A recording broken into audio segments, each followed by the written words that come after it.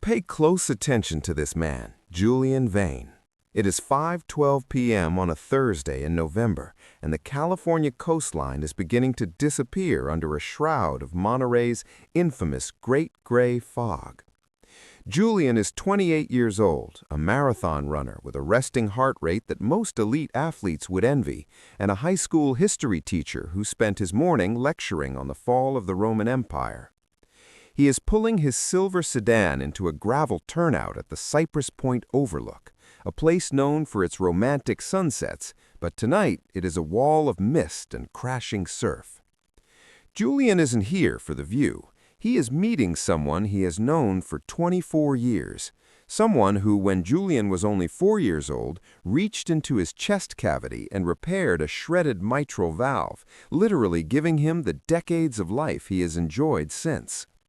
In exactly 90 seconds, Julian will kill the engine, check his reflection in the rearview mirror, and step out into the salt air to meet that man.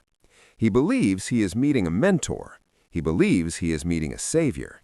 He will never return to his vehicle. He will never see his fiancée again. 14 days later, 30 miles away, in a sterile, fluorescent-lit office, a digital forensic analyst named Maya Chen will recover a fragmented file from a decommissioned server, a piece of hardware that had been flagged for physical destruction. This file was never supposed to exist. It was a shadow copy, a digital ghost created by an automated backup system that Dr. Aris Thorne didn't know he had activated in 2012. The file contains a high-definition recording from a private, soundproofed medical suite. It shows a heart rate monitor flatlining in a steady, agonizingly long drone. But it's the audio that will haunt the investigators for the rest of their lives. The sound of a man humming a soft, melodic lullaby, "Rockabye Baby," as the green line on the screen goes flat. The man in that room is not a stranger. He is the most celebrated pediatric cardiologist in the state, a man who has been a guest at Julian's graduation, a man who delivered the eulogy at Julian's father's funeral. This is the story of Dr. Aris Thorne, a pillar of the community who believed his surgical brilliance gave him the right to decide who stayed on this earth and who left it. To understand how Dr. Thorne stayed hidden for 30 years, you have to understand the geography and social fabric of Monterey. It is a town built on old money, spectacular views, and a very specific kind of social trust. Dr. Aris Thorne arrived in 1998, a surgical prodigy from Johns Hopkins with a reputation that preceded him like a herald. He was 35 years old, handsome in a clinical, refined way, and possessed the Thorne touch, a surgical steadiness so legendary that other doctors would crowd into the observation gallery just to watch him work. He opened the Pacific Heart Institute in a restored Victorian building on a hill overlooking the bay, a structure that projected both history and cutting-edge science. In a community like this, your doctor is more than a service provider. He is a confidant, a neighbor, and a protector. Within 5 years, Thorne wasn't just a doctor, he was a local deity. He sat on the board of the Monterey Symphony. He was the primary donor for the Little Hearts Wing at the regional hospital. He was the man who took the lost causes, the babies born with blue skin and failing lungs, and turned them into track stars and honor students. His practice thrived on the legacy model.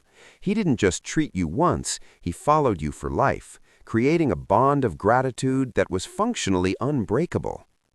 If Dr. Thorne told you your child needed an experimental procedure, you didn't ask for a second opinion. You thanked God that Thorne was on your side. But beneath the silver hair and the $4,000 Italian suits, Thorne lived in a world of cold, mathematical detachment. To Thorne, a human heart wasn't a vessel of emotion or the seat of the soul. It was a pump, a mechanical device subject to his mastery. And, like any obsessive engineer, he became fascinated by the moment the pump stopped. As early as 2003, the patterns began to emerge, hidden in the sheer volume of his success. For every 50 miracles he performed, there was one statistical anomaly. A child who recovered perfectly, only to suffer a sudden cardiac event 3 years later during a routine follow-up. A teenager who had been cleared for all activity, only to collapse on a basketball court during a summer camp Thorne had sponsored. Because Thorne was the one who performed the follow-up exams, and because Thorne was the one who signed the death certificates, no one ever looked at the common denominator. He was the one who comforted the grieving parents in the hospital chapel. He was the one who walked them through the unforeseen genetic complications and latent defects. He was so good at being the hero that no one realized he was also the architect of their grief. He viewed these deaths not as murders, but as completions. He believed that by saving a life, he owned that life, and he had the right to choose when the story ended, ensuring his patients died while they were still perfect success stories, rather than letting them wither into old age. Julian Vane was Dr. Thorne's greatest advertisement and his most loyal disciple. After his life-saving surgery in 2004, Julian became the face of the Pacific Heart Institute, appearing in brochures and at gala dinners. Julian grew up idolizing the doctor, even inviting him to his wedding as an honorary family member. But in the summer of 2024, Julian began experiencing strange palpitations, not a failure of the heart, but a subtle arrhythmia. He went to see Thorne for a private after-hours diagnostic scan. While Thorne was pulled away by a staged emergency call, Julian, who had worked in IT during his college years, noticed the doctor's workstation was still active. He saw a hidden folder titled Long-Term Outcomes, Archive 98-24. Out of idle curiosity, Julian clicked, and what he found wasn't clinical data. It was a gallery of exit files containing names Julian recognized, former students, neighbors, and friends who had supposedly died of natural causes. Julian saw his own name at the bottom of the list, with a date, November 14th. He didn't panic. He assumed it was a clerical error, perhaps a date for a future surgery or a research milestone. But the seed of suspicion was planted. Over the next week, Julian used his access to the school's historical archives to cross-reference the exit files with the local cemetery records. He found that every single person in that folder had been a patient of heiress Thorne, and every single one had died within 48 hours of an unrecorded private consultation at Thorne's home office.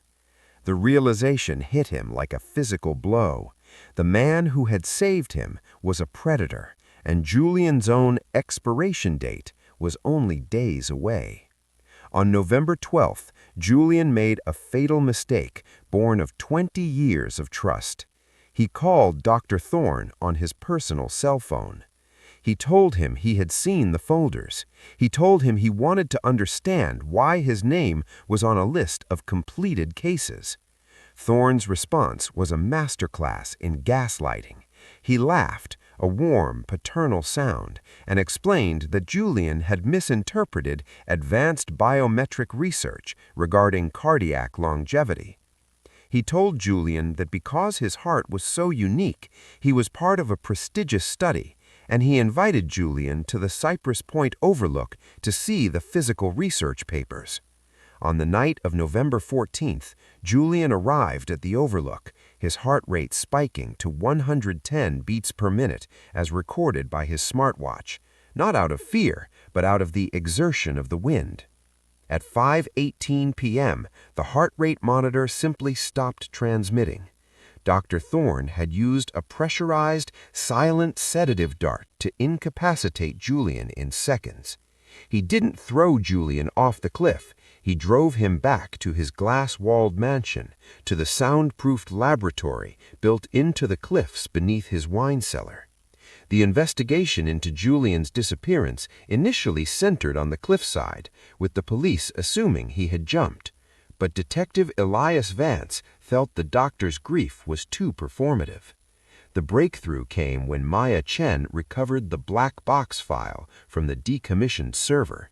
The footage showed Julian strapped into a clinical chair in Thorne's basement, with the doctor speaking to him with terrifying tenderness. "You were my greatest success, Julian, but a heart that beats too long eventually fails. I am giving you the gift of perfection." The video showed Thorne using an ultrasound-guided needle to inject a fatal concentration of potassium chloride directly into Julian's heart. When the SWAT team breached Thorne's mansion on December 1st, they found him in his library, peacefully sipping scotch. He didn't deny the footage. He simply remarked that the technology had finally caught up to his talent. The search of the mansion revealed a hidden sub-basement containing 22 detailed journals of complications he had engineered over 30 years. These journals led to 15 other victims whose deaths had been signed off as natural causes by a medical community that trusted him implicitly. Thorne had hidden his victims in the town's own cemetery under headstones he had sometimes helped pay for. The trial of Dr. Eris Thorne in early 2025 shattered Monterey. Despite his claims that he had given the gift of perfection, the cold clinical video evidence was undeniable. Thorne was sentenced to 15 consecutive life terms.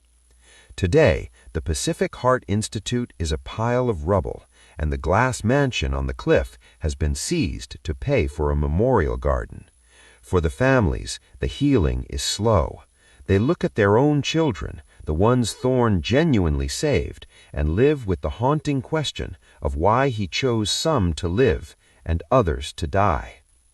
Because of a junior IT tech and a file that refused to stay buried, the Saint of Monterey will spend his remaining days in a concrete cell, and the victims finally have the truth.